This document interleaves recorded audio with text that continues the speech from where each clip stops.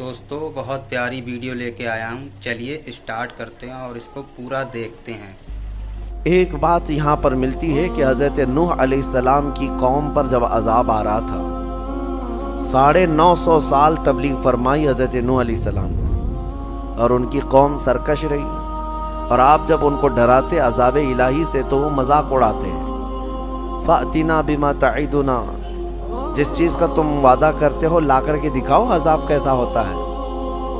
तो हज़रत नूह अलैहिस्सलाम ने अल्लाह की बारगाह में अर्ज़ किया कि मौला ये मेरी हर घड़ी हिजू करते हैं और चैलेंज करते हैं अजाब के लिए। तो अल्लाह ताला ने फरमाया नूह तुम अपनी कश्ती बनाओ सूखे में, जबकि कोई आस पास में कोई नदी दरिया नहीं है, लेकिन कश्ती बनाने का हुक्म हुआ। आपने एक बहुत बड़े साइज़ की कश्ती बनाई जिसमें सिर्फ ईमान वाले सवार थे और हर जानवर जितने भी उस वक्त मौजूद थे उन जानवरों का एक एक जोड़ा उसमें ले लिया गया था। 3 मंजिले की वो कश्ती थी, लकड़ी की बनाई हुई। उस वक्त भी उनकी कौम मजाक उड़ा रही थी नूह अलैहिस्सलाम की मुतालिक कि इनका दिमाग निकल गया है, ज़हनी तवाज़ुन खो गया है, ये सूखे मैदान में इतनी बड़ी कश्ती बना रहे हैं, आखिर इसको उठाकर ले जाएगा कौन समंदर तक अगर इनको जाना भी है सफ़र पे तो। लेकिन उसके बाद वो दिन आया जो अज़ाब इलाही का था। बारिश शुरू हुई और बारिश के मुतालिक कुरान में अल्लाह फरमाता है हमने आसमानों के सारे दरवाज़े खोल दिए और ज़मीन के सारे सोते फाड़ दिए। ज़मीन भी पानी उगल रही थी, आसमान भी पानी बरसा रहा था, यहाँ तक कि पानी भरता गया रुए ज़मीन पर कोई पहाड़ भी बाकी नहीं रहा जो डूबने से बाकी रहा हो, सब डूब चुके थे। अब उसमें हज़रत नूह अलैहिस्सलाम की बीवी नाफरमान थी, काफिरा थी।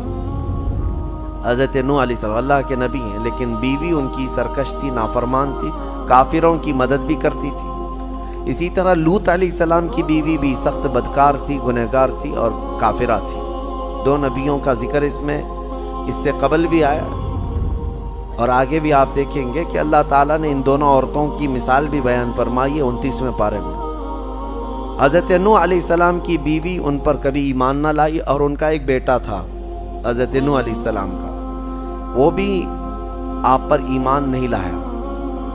अब जब बारिश आने लगी बहुत तेज़ और पानी भरने लगा, कश्ती तैरने लग गई, तो एक पिदरी मोहब्बत होती है जिसको कहते हैं शफ़क़त पिदरी, यानी बाप की मोहब्बत अपने बेटे के लिए हर एक के दिल में कुछ ना कुछ होती है, चाहे कैसा भी बेटा हो।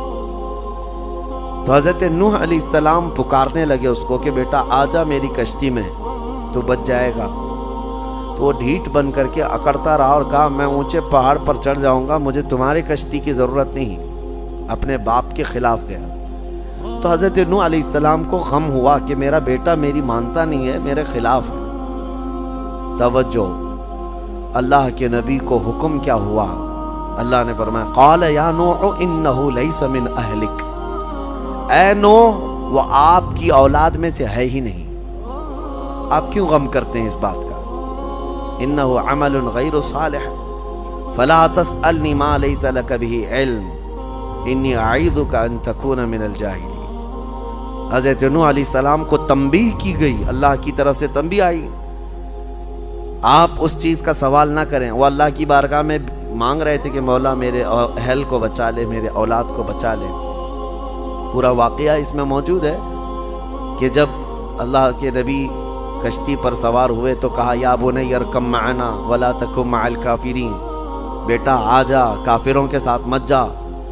क़ाल सआवी इलल जबली यअसिमुनी मिनल मा, मैं ऊंचे पहाड़ पर चढ़ जाऊंगा, मुझे पानी से कोई चीज़ नहीं छू भी नहीं पाएगी। अल्लाह ने फरमाया कि फिर हज़रत नूह अलैहिस्सलाम ने उससे पुकार कर कहा ला आसिमल यौम, तुझे पता नहीं आज कोई बचाने वाला नहीं है, यह अजाब का दिन है।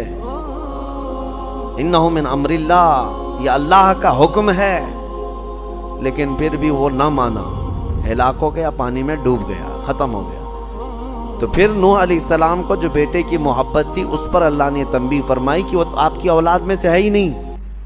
पता ये चला कि नबी का नाफरमान हो तो औलाद में से होकर भी वो ना के बराबर होता है, ना के बराबर है।